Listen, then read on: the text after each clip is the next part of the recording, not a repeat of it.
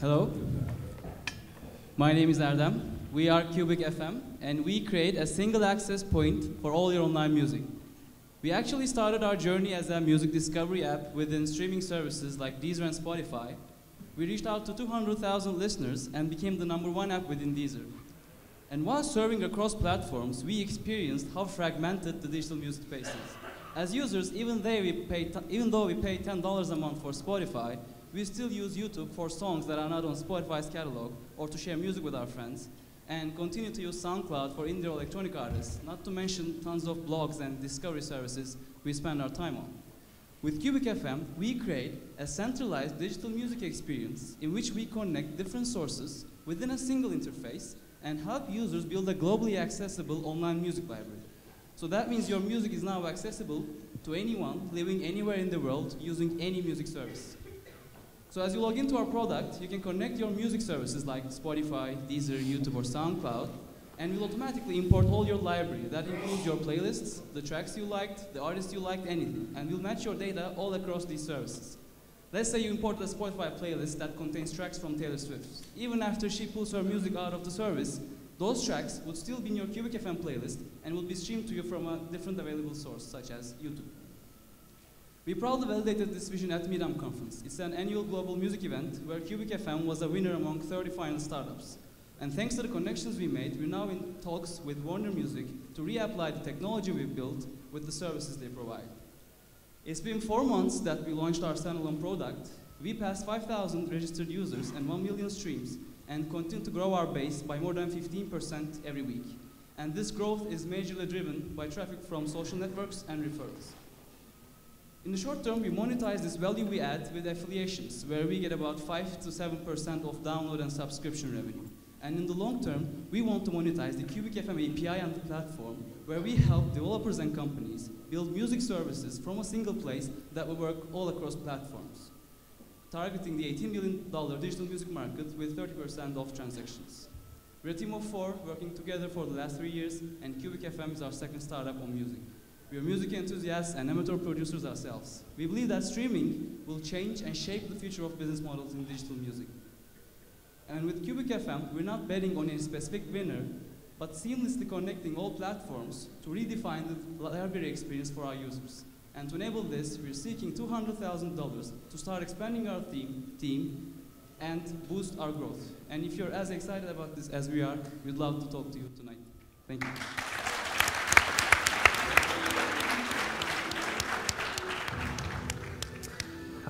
So we talked earlier. I mean, we're doing music, which I salute you for that. You're very brave. Very challenging, very hard to get money. Like, what's going to set you apart? What's going to make it easier for you to fundraise and continue to grow this business?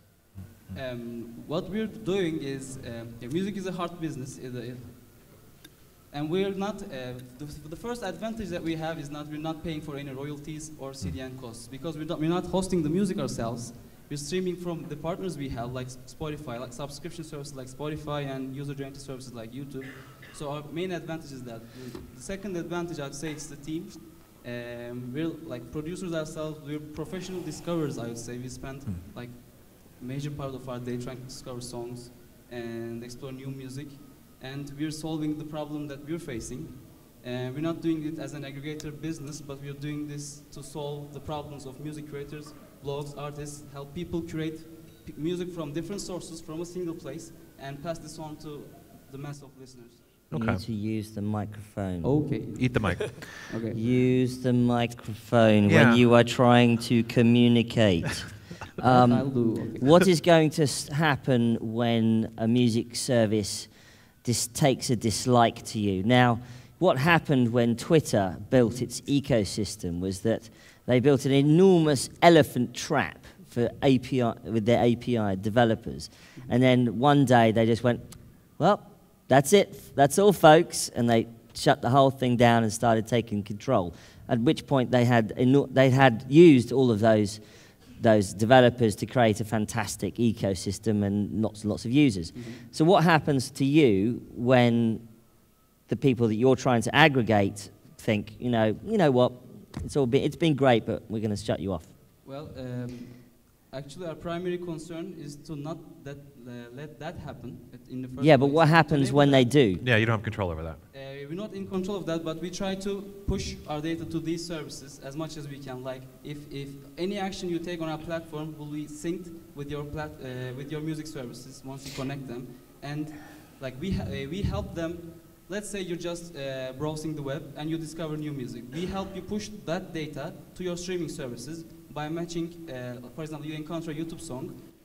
But how do you own the user? Because we help the user gather all their library. But how do you own them? How do you own them? We own them because their data is there and they build their playlist up, they build their data up. So you're building your own elephant trap. You're building your own trap, right? Vitali. I get it. Okay. Do you have an investment already? No. So far we've been bootstrapped and we're now seeking investment because we feel that we need to start growing. What are you raising? We're raising $200,000. For a team of how many? We're currently a team of 4.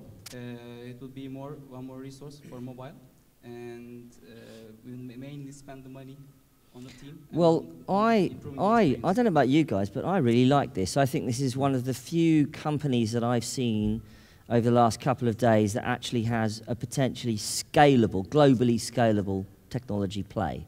A real platform. I think it's a real platform. And that's one thing that I look for when I'm writing about companies is platform plays, is companies that really think about a global platform opportunity. So well done. Thank you. Yeah, and I think it's almost agnostic to the services, and services Yeah. will come and go. And I think this is a trend, and you know, another wonderful failure in my life, I worked at MySpace, and we couldn't master this. We couldn't figure out music discovery, even though we were one of the biggest music platforms. But we saw Beats, they went, the Beats streaming app, they went very hard into that too. Like one general feedback, we're almost out of time, but general feedback too, like, yeah, I would love to better understand the solution. I mean, you had one slide and there was kind of a lot going on, and I wonder if you need to maybe talk about a persona where it's like, this is Jane, this is what she does with us, here's what she built. Because I've seen the pitch twice, I only kind of know what you're doing because we talked and you know, we're doing some Q&A, so it's missing in the presentation. Yeah, I totally agree, Sean, and you need to bring everybody here and the judges, if you do this again, and I'm sure you will, you need to take people through the user journey experience. But I think there's quite a lot of potential here. Yep. So well done. Now, or? I think we're out of time, actually. Yeah, But yeah. well done. Thank you.